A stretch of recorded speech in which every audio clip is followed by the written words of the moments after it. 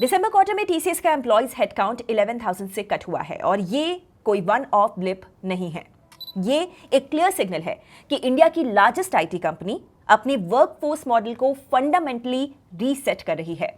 दूसरी तरफ रिपोर्ट्स के हिसाब से आफ्टर गवर्नमेंट्स नज, जोमैटो, इंस्टामार्ट, जेप्टो सब 10 मिनट में डिलीवरी वाले मार्केटिंग यूएसपी से पीछे हटने को रेडी हैं। बट ऐसा हुआ कैसे and how will it impact the quick commerce industries future? Third story, India जो कि कभी यूनिलीवर और नेस्ले जैसे ग्लोबल एफएमसीजी जायंट्स का ग्रोथ इंजन हुआ करता था, अब उनके लिए हेडेक बन रहा है। प्राइसिंग पावर स्लिप हो रही है, कंपटीशन ब्रूटल हो चुका है और जो मार्केट कभी प्रिडिक्टेबल लगता था वो अब स्टार्टअप स्टाइल क्योटिक हो चुका है। फाइनली डोनाल्ड ट्रंप ने एक ब्लंट वार्निंग दी है, जो भी कंट्री ईरान के साथ बिजनेस करेगी उस पर यूएस के साथ ट्रेड के लिए फ्लैट 25% टैरिफ लगेगा। क्या इसका रिपल इफेक्ट इंडिया तक आ सकता है? हाय एवरीवन, मैं हूं गौरी और आज हम आईटी सेक्टर के रीसेट, क्विक कॉमर्स के शॉक, एफएमसीजी सेक्टर के चेंजिंग डायनामिक्स और एक और ट्रंप टैरिफ के बारे में जानेंगे।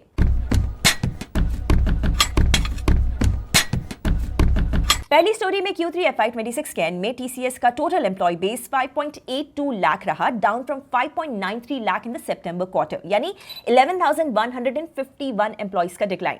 और ये सेकेंड कंसेक्यूटिव क्वार्टर है जहां पर इनका हेडकाउंट गिरा है। फॉर अ कंपनी जिसकी स्केल डेकेड्स तक सिर्फ ग्रो ही करती रही, ये शिफ्ट काफी टेलिंग है। लेकिन ये हो क्यों रहा है? सबसे पहले डिमांड का नेचर बदल चुका है।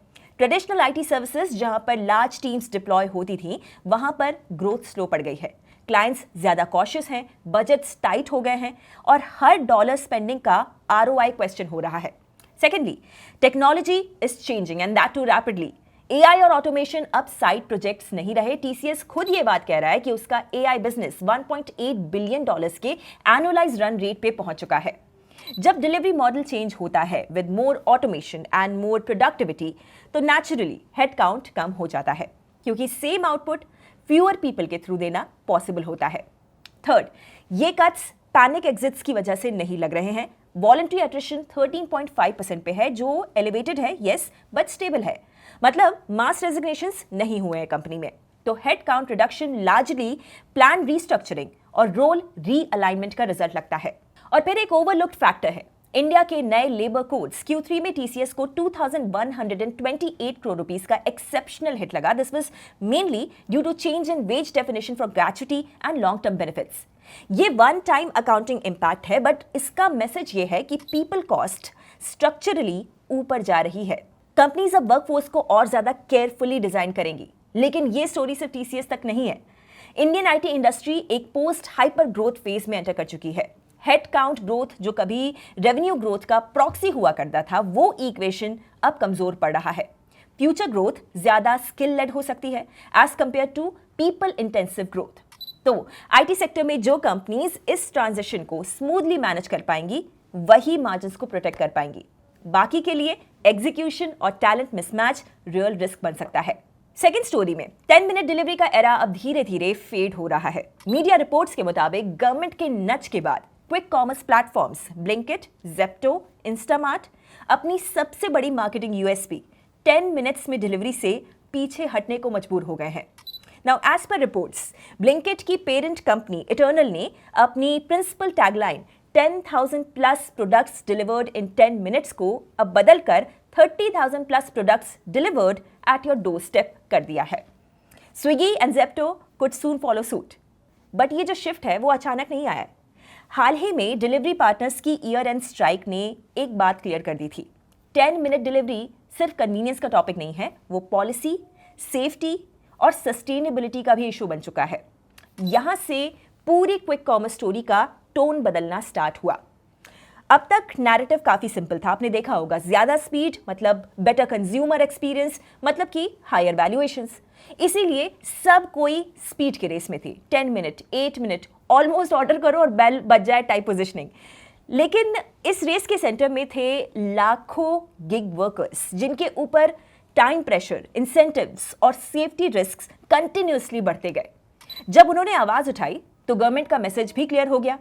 स्पीड के चक्कर में लेबर और सेफ्टी को इग्नोर नहीं किया जा सकता। और इसी वजह से 10 मिनट डिलीवरी अब डिफॉल्ट प्रॉमिस नहीं रहेगा। और यहीं से इन्वेस्टर्स के लिए रियल स्टोरी भी स्टार्ट होती है। सी, क्विक कॉमर्स का बिगेस्ट चैलेंज डिलीवरी टाइम कभी था ही नहीं। It was unit economics. Dark stores का cost, rider incentives, peak hour pressure, heavy discounting, इन सब की वजह से मार्जिन्स ऑलरेडी स्क्वीज्ड हैं। अब अगर रेगुलेटरी स्क्रूटनी भी बढ़ रही है तो हाइपर अग्रेसिव डिलीवरी प्रॉमिसेस और महंगे पड़ सकते हैं कंपनीज को। इसीलिए industry wide rethink almost inevitable हो गया है। 10 मिनट डिलीवरी अब सिलेक्टिव फीचर बन सकती है, limited to high density areas, repeat users, limited SKUs के लिए। बाकी जगह मॉडल थोड़ा सा रिलैक्स्ड हो सकता है, maybe 15-20 minute delivery, better batching, lower burn. और अगर सच बोलूं तो कंज्यूमर्स इंडिया के उतने भी इंपेशेंट नहीं हैं जितना कि अज्यूम किया जाता है। डेली एसेंशियल्स में लोगों को स्पीड से ज्यादा रिलायबिलिटी और कंसिस्टेंसी चाहिए। नो? तो बिग पिक्चर क्या है? क्विक कॉमर्स कहीं जा नहीं रहा है, लेकिन ग्रोथ एट एनी कॉस्ट का फेज अब कंट्रोल्ड कंप्लायंट स्केल में कन्वर्ट हो रहा है। वो प्लेयर्स यहां पर सर्वाइव करेंगे जो स्पीड के साथ कॉस्ट डिसिप्लिन दिखा सके, जो रेगुलेटर्स के साथ अलाइनमेंट रख सकें और जो 10 मिनट डिलीवरी को ऑब्सेशन नहीं, सिर्फ एक फीचर की तरह ट्रीट करें। इन्वेस्टर टेक अवे सिंपल है। शॉर्ट टर्म में क्विक कॉमर्स की हाइप थोड़ी ठंडी पड़ सकती है, लेकिन लॉन्ग टर्म में वही कंपनीज विनर्स होंगी जो सस्टेनेबल यूनिट इकोनॉमिक्स और कंप्लायंट ऑपरेशंस बिल्ड कर पाएंगी। नेक्स्ट स्टोरी में FMCG सेक्टर के लिए हिस्टोरिकली जहां यूरोप और US जैसे मैच्योर मार्केट्स स्लो होते थे, इंडिया उनके लिए हमेशा डिलीवर करता था। नेस्ले इंडिया ने एक टाइम पे 16% ग्रोथ दिखाई थी जब ग्लोबल बिजनेसेस लो सिंगल डिजिट्स पे अटके थे। HUL भी 2021 तक 18% के पेस से ग्रो कर रहा था। मतलब Indian market was the saviour for the MNC groups, but not anymore. FY25 में HUL का सेल्स ग्रोथ सिर्फ 2% रहा। नेस्ले इंडिया भी barely 1% ग्रो हुआ। इस स्पीड पे इंडिया अब यूनिलेवर और नेस्ले के ग्लोबल टॉप लाइन को मीनिंगफुल पुश नहीं दे पाएगा। और इन्वेस्टर्स के लिए ये सिर्फ ग्रोथ ही नहीं, प्रॉफिटेबिलिटी का भी इशू है। एबिटा मार्जिन्स पैंडेमिक पीक से नीचे आ चुके हैं और फोरकास्ट ये बोल रहे हैं कि 2027 तक ये लेवल्स वापस आना मुश्किल है। इसका एक रीजन तो इन्फ्लेशन और कमोडिटी प्राइसेस हैं। कंपनीज का कहना है कि पोस्ट कोविड इनकम्स स्टैग्नेट हो गई हैं और कंज्यूमर्स की स्पेंडिंग पावर भी वीक हुई है। प्राइस हाइक्स करोगे तो वॉल्यूम्स गिर जाते हैं, नहीं करोगे तो मार्जिन्स कंप्रेस हो जाते हैं। That is a lose lose situation for them. But असली डिस्ट्रप्शन ये है कि कंपटीशन का नेचर चेंज हो गया है। अर्बन इंडिया अब किराना नहीं, क्विक कॉमर्स पे शिफ्ट कर रहा है। जेप्टो, स्विगी और इटर्नल के मिनी वेयर हाउसेज ने डिस्ट्रीब्यूशन का पूरा गेम चेंज कर दिया है। इन ऐप्स पे मामा अर्थ और स्लव फार्म जैसे चैलेंजर ब्रांड्स सनसिल्क और किटकैट के बिल्कुल बगल में दिखाई देते हैं। तो यूनिलीवर और नेस्ले के डेकेड ओल्ड डिस्ट्रीब्यूशन मोट यहीं पे लीक हो रहा है। साथ ही प्रीमियमाइजेशन का जो ट्रेंड है वो भी उनके अगेंस्ट जा रहा है। इंडियन कंज्यूमर्स अब एस्पिरेशनल हैं। Grooming, wellness, pancake mixes, clean beauty, ये सारी कैटेगरीज रिलेटिवली यंग ब्रांड्स ने ओन कर ली हैं। लेगेसी जायंट्स यहां पर लेट आए और अब कैचअप मोड में है। और प्रॉब्लम यहां पर यह भी है कि हाइपर कॉम्पिटिटिव इंडियन मार्केट में प्राइवेट लेबल्स और निम्बल ब्रांड्स और ज्यादा शेयर ले रहे हैं। So for now companies margins पे हिट ले रही हैं और इसका इंपैक्ट वैल्यूएशंस में ऑलरेडी दिखाई दे रहा है। HUL का फॉरवर्ड PE 47x पे आ चुका है जो 2021 के 65x से काफी नीचे है। तो FMCG MNCs के लिए अब रियल फिक्सेस लॉन्ग टर्म है। प्रोडक्ट मिक्स रीथिंक करना, फास्ट ग्रोइंग ब्रांड्स को एक्वायर करना, AI से किराना लेवल डिमांड को ट्रैक करना और मार्केटिंग को जेनजी मिलेनियल रियलिटी के हिसाब से रिवायर करना। बट ये सब चीप नहीं होने वाला है, तो एटलीस्ट शॉर्ट टर्म में इससे स्पेंस बढ़ेंगे और मार्जिन्स गिर सकते हैं। फोर्थ स्टोरी में ईरान 1979 के इस्लामिक रेवोल्यूशन के बाद से अभी अपने बिगेस्ट एंटी गवर्नमेंट प्रोटेस्ट्स देख रहा है। इकोनॉमी ऑलरेडी सैंक्शंस से क्रश्ड है और US प्रेशर को और बढ़ा रहा है। ट्रंप ईरान को आइसोलेट करना चाहता है और इसीलिए ईरान से बिजनेस करने वाले कंट्रीज पे 25% टैरिफ्स अनाउंस किया गया है और इंडिया उनमें से एक है। इंडिया ईरान ट्रेड हेडलाइंस में कम दिखाई देता है, बट रियलिटी यहां पर यह है कि इंडिया कंसिस्टेंटली ईरान के टॉप ट्रेडिंग पार्टनर्स में रहा है rice, T, sugar, pharma, fibres, electrical machinery, ये सब इंडिया ईरान को एक्सपोर्ट करता है। वापस ईरान से ड्राई फ्रूट्स, केमिकल्स, ग्लासवेयर आता है। अक्टूबर 2025 में भी इंडिया का ईरान के साथ ट्रेड सरप्लस था। हाँ, वॉल्यूम्स गिरे हैं। लास्ट 1 ईयर में इंडिया के एक्सपोर्ट्स ऑलमोस्ट 30% डाउन है। इंपोर्ट्स भी 20% गिरे हैं। स्पेशली बासमती राइस एक्सपोर्ट्स काफी शार्पली फॉल हुए हैं। बट ट्रेड अभी भी अलाइव है और ये रिस्क बन सकता है। इंडिया ऑलरेडी यूएस से 50% टैरिफ्स फेस कर रहा है, तो अब अगर ईरान एंगल भी यहां पर आ जाता है तो टैरिफ्स और भी ज्यादा बढ़ सकते हैं। सो क्वेश्चन ये है कि क्या यूएस इंडिया को भी टारगेट करेगा? ऑफिशियली देखा जाए तो कुछ रिटन ऑर्डर नहीं आया है, व्हाइट हाउस वेबसाइट पे अभी कुछ नहीं है, लीगल अथॉरिटी क्लियर नहीं है, स्कोप भी अनक्लियर है। लेकिन ट्रम्प का स्टाइल देखें तो एम्बिग्विटी ही प्रेशर टैक्टिक होती है उनके लिए।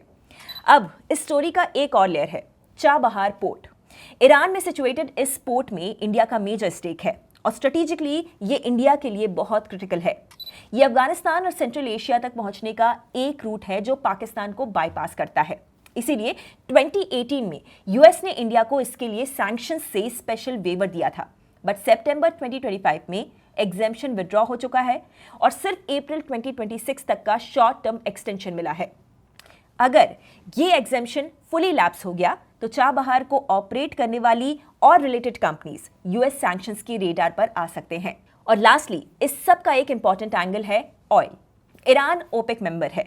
अगर सैंक्शंस और टाइटन होते हैं तो सप्लाई साइड स्ट्रेस बढ़ेगा। ऐसे में ऑयल प्राइस हाइक का इंपैक्ट सीधा इंडिया के इन्फ्लेशन, फिस्कल डेफिसिट और मार्केट्स पे होगा। तो इन्वेस्टर के लिए Iran news India US trade risk, energy risk और जियोपॉलिटिकल रिस्क का कॉम्बो है।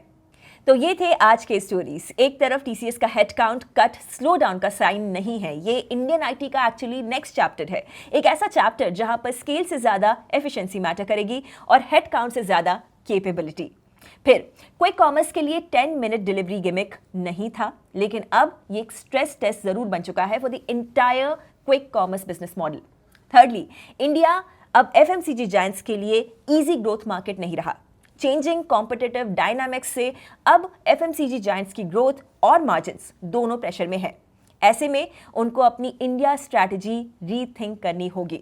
और लास्टली, इंडिया के लिए यूएस ईरान टेंशंस का बैलेंसिंग एक्ट टफ होने वाला है। यूएस रिलेशंस प्रोटेक्ट करना, ईरान के स्ट्रेटेजिक इंटरेस्ट्स को मैनेज करना और डोमेस्टिक इन्फ्लेशन को कंट्रोल में रखना, ये सारे डेवलपमेंट्स कमिंग डेज में इंडिया के लिए इंपॉर्टेंट होने वाले हैं। So what do you think of these stories? अपने थॉट्स मेरे साथ कमेंट्स में शेयर कीजिए। I love to read them. मिलते हैं कल नए एपिसोड के साथ। Investment in securities market are subject to market risks. Read all the related documents carefully before investing.